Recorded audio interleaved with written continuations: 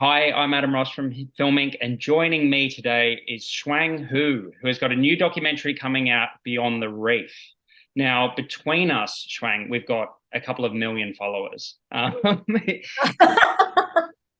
so I, Could be as higher. yeah, and so I guess I just wanted to know, is that first and foremost, is there anything that you can't do? I can't snowboard apparently.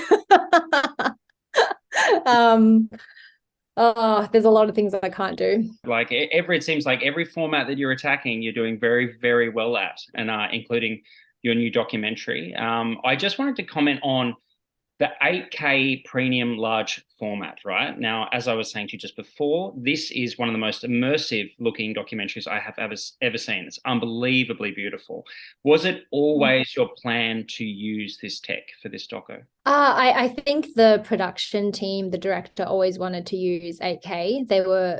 It hasn't really been done before in Mm, Australia or internationally with a host, that is. I mean, okay. there's a lot of documentaries out there with 8K footage and beautifully shot, but nothing with the host where you feel like you're going on a journey with the host. So yeah, definitely one of a kind. And I was like, oh, that's actually better than my memories too.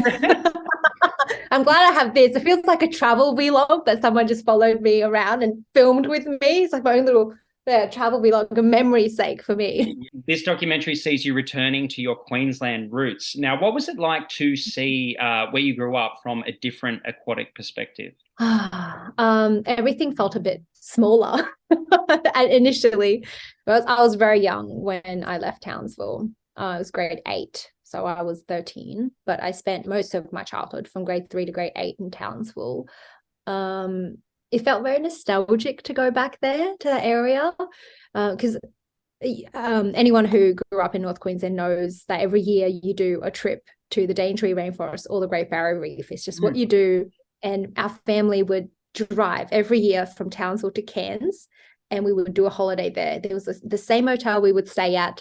There was a little swimming pool outside, and we would take a trip to the Daintree Rainforest, find a new spot to visit every year, and we would do the Great Barrier Reef as well, snorkeling. And I was not a very strong swimmer when I was younger, so that's one thing that was nice to go back with swimming skills and diving skills this time and be able to experience the Great Barrier Reef without the fear of drowning, while being able to enjoy the experience for what it was.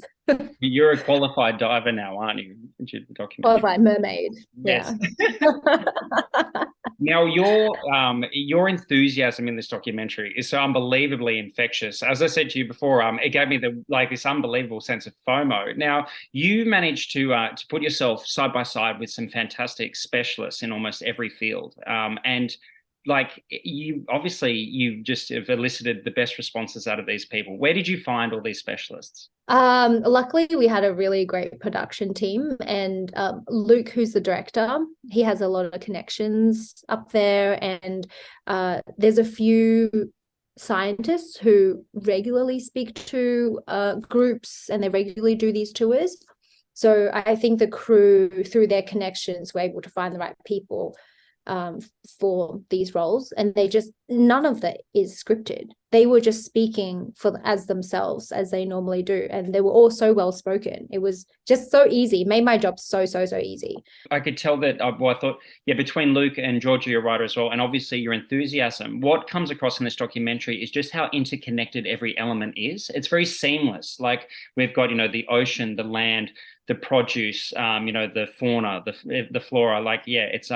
Did you always want to demonstrate just how interconnected this region is? Yes, absolutely. That was a very big part of it. Yeah, Georgia did a really good job of really like weaving the story and connecting these parts, because if you think about it, really the environment of North Queensland really is that connected, and the land and the sea, the oldest rainforest and the oldest reef next to each other, and still so beautiful and still kept in such a way you can't not bring it together for a story. You can't not connect them.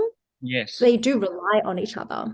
And when the director and Luke and I were speaking about it initially, he wanted to make that the forefront of the story.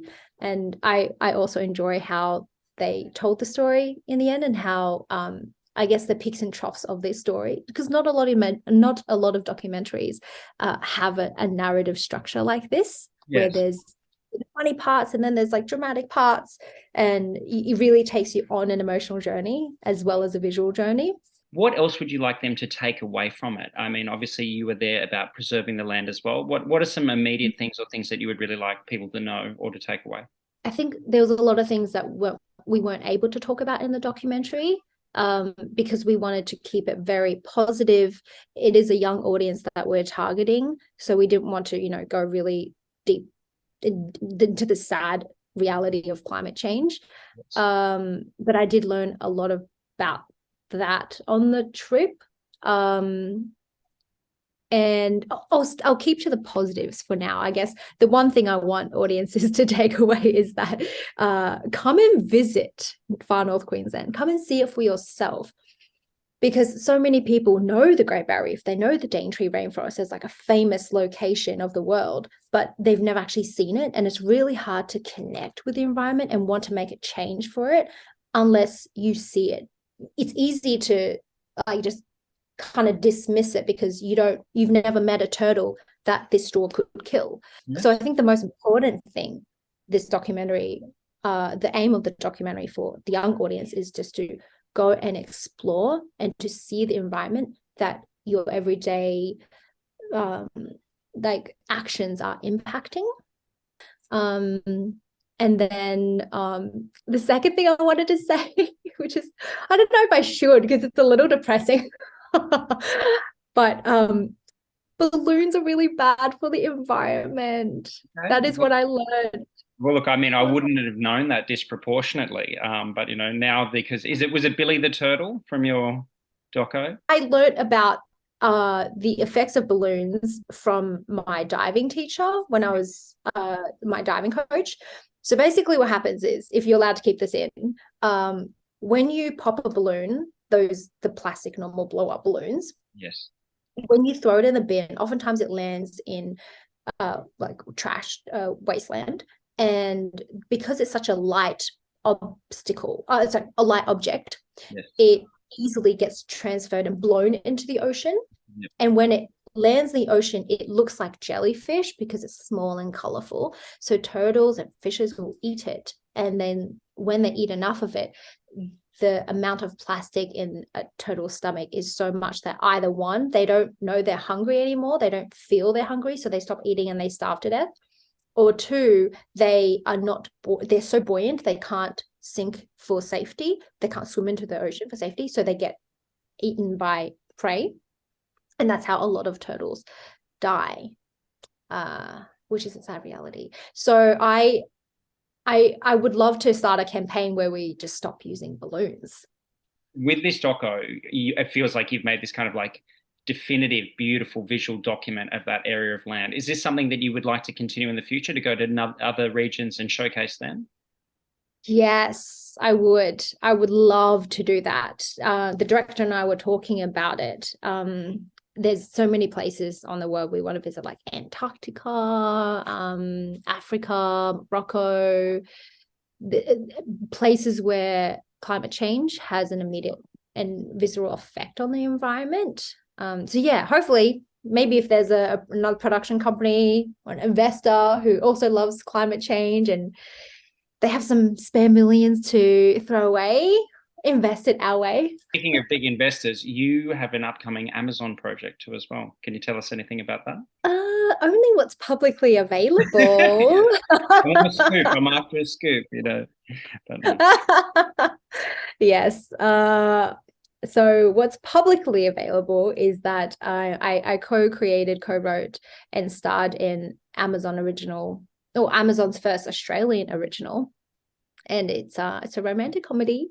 It's called 5 Blind Dates. I think it's a really sweet story, and I want people to watch it. And I think Asian Australian audiences will really love it. There's a lot of diversity, and I think it's a story that they'll be able to relate to.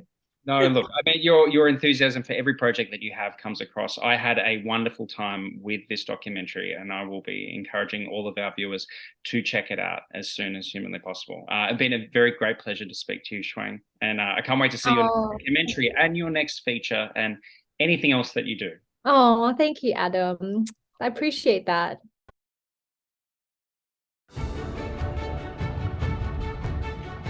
Hi, my name is Shuang. I'm about to embark on a journey into one of the oldest ecosystems on the planet, the Great Barrier Reef.